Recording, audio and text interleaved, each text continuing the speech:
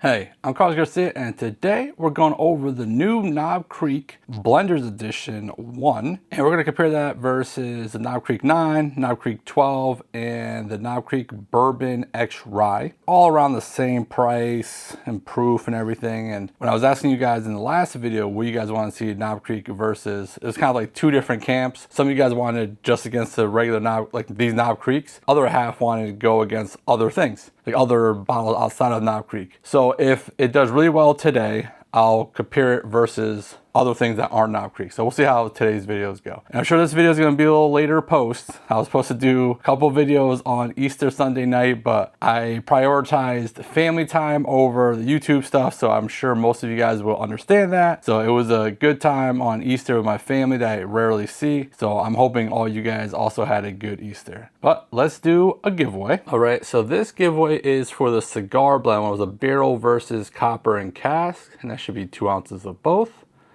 And the winner is Pale Rider 2. Congratulations. All right, so we're gonna get to the blend, but I might as well show the bottle that we're doing this video for. So this is the Blenders Edition, and you know, it has a tasting wheel thing on the side. I tried not to look at that, but obviously I was looking for some information on this, and it just seems like it's Knob Creek 9, hand selected barrels of Knob Creek 9 from what I'm reading on this. So it does say age 10 years right on the front there. So it is a little bit older, and this is supposed to be a more sweeter Knob Creek 9. So we'll see. The Knob Creek 9 is in this lineup, so we'll see if it can even beat that. I'm sure it will, because I've had this a couple times already, and I've enjoyed it every single time. So let's get into the nose on A. All right, A on the nose, quintessential bourbon. That is what I picture a bourbon should smell like, I guess. Char, cherry, sweet, peanut. It's good. I really enjoyed that nose. Let's go to B. All right, so B kind of lost that overly sweet cherry note, but overall was a more oaky vanilla, more well-rounded, where like kind of softer. It was softer on the nose than A. A was kind of like in your face. Let's see, also peanut and a dustier peanut note. All right, 2 different pours there. I like that. Okay, let's go to C on the nose. I feel like they're all going in the same direction. So this one's also like where A went to B, where it kind of got softer and a little bit darker. B to C is kind of even getting darker and softer. In the beginning, I wasn't actually liking the nose because I was getting some slight permanent black marker note on it. But the more you nosed it, the more the oak, dustier peanut note started showing. There was some cherry, some dark cherry specifically. Peanut, and that's that on that. I would say this is probably my least favorite nose out of the first 3 so far. Because again, the slight permanent black marker note. Let's go to D. I mean, this has to be the rye one. I want to say it's like crazy rye forward, but based off of these 3, it's definitely has a more rye influence on it. Different, fresher, because I was just thinking of like green grass like in my head. Herbal, peanut, spice. That has to be the mixed one. Let's go to the palates on A. All right, so A, first sip of the day. On the palate, cherry, sweet, oak, peanut. On the finish, oak, something a little off. It couldn't, kind of like a weird oaky note and watery. The finish wasn't my favorite, but first sip, we all know that usually the finishes get better, so we'll see. Overall, it was a decent pour. Second sip, I got some more vanilla sweetness on the palate, and on the finish, the peanut note, which in this lineup I expected peanuts.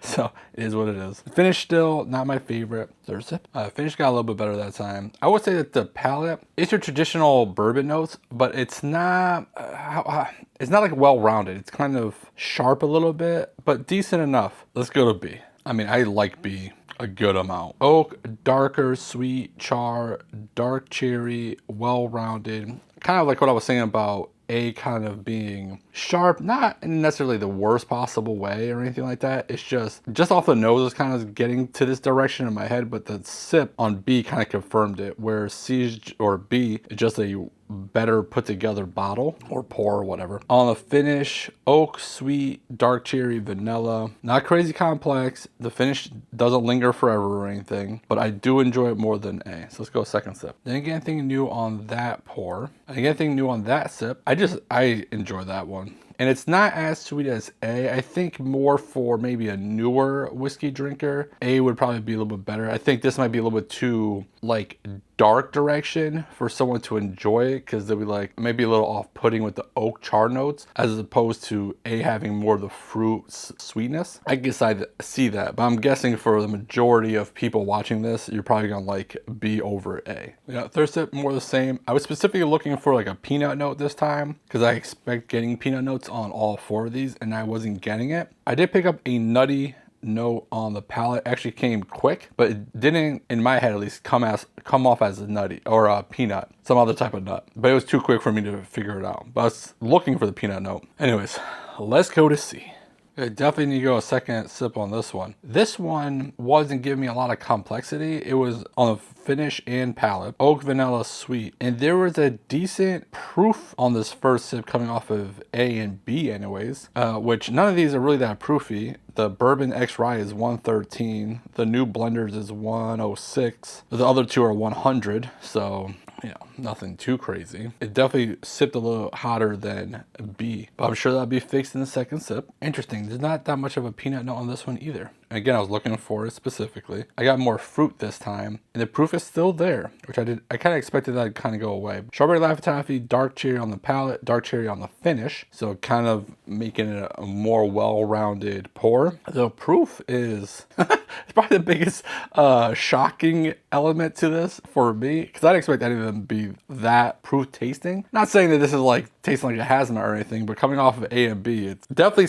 noticeable anyways. Okay, the proof came down like I thought it was gonna happen the second sip. It's good, nothing new. I do enjoy that. You know, B and C are definitely winning right now over A, so let's get a D. Well, I'm going all in. That D is the one that's the rye mix, because it is rye, herbal, sweet. On the finish, rye, herbal, spice, sweet. There is some peanuts on the finish here. Second sip. Yeah, it's not bad. I wish the rye was kicked down a little bit, and right, I'm guessing what bottle it is. But if it is the BourbonXRye, what they do is they do 30% of 9-year Knob Creek bourbon and 70% of the 7-year rye. Maybe if they did 50-50, I think it's just a little bit too rye forward. Because I'm not getting, because if it is the Knob Creek 9, which is in one of these, I wish it tasted a little bit more like that direction than too far with the rye. Because then why just buy the rye then? I think the only thing new I wrote on the second sip though was its proof, and if this is the right one, it's 113 proof, so it does drink a little proofier than these. Let's go to third sip. That third sip was pretty good. So I got some Strawberry Laffy Taffy on the palate. It's kind of like my palate was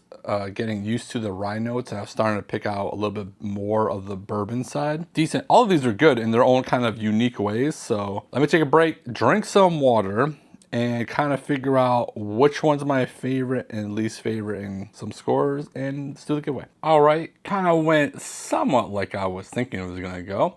First, let's do a giveaway. If you want to enter to win 2-ounce samples of all 4 of these, like the video, subscribe to the channel, and comment with KCB1 for Knob Creek Blenders Edition 1. All one acronym word, and that's how you enter to get the giveaway. Okay, so I went back and forth a lot. Not so much on my third and fourth place, but my first and second. So in fourth place was the BourbonXRye, and this came out I think last year or the year before. It came out recently, and I know I've reviewed it before, so probably last year. So I'm curious on what I said about it before, because I didn't really enjoy it too much today, but it's not terrible. I scored a 3, so right down the middle. I did enjoy the Knob Creek 9 more than it, which, you know, this is probably, you know, the cheapest bottle up here, and something that, like, if I go to a bar that only has a couple whiskeys, you know, they have like the Knob Creek 9, they have Maker's Mark, Jack Daniels, I usually would go with the Knob Creek 9. I do enjoy this as, like, you know, bottom shelf of bourbon, I guess. But I scored 3.15. And so then it really came down to these two, which I expected it to come down to the 12 and the new blenders. My winner is the Knob Creek Blenders 01, and I scored that 3.7. I scored the Knob Creek 12 a 3.6, so very close. But what I would say is, if you enjoy the 12 but want a little bit more proof,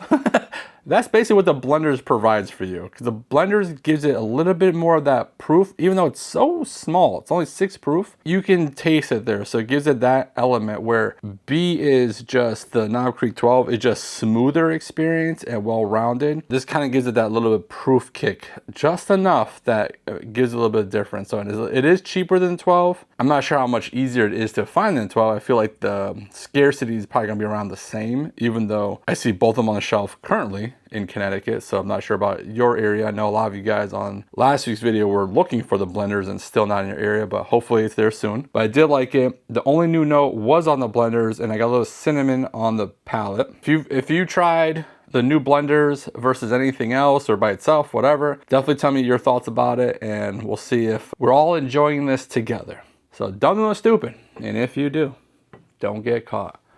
Bye.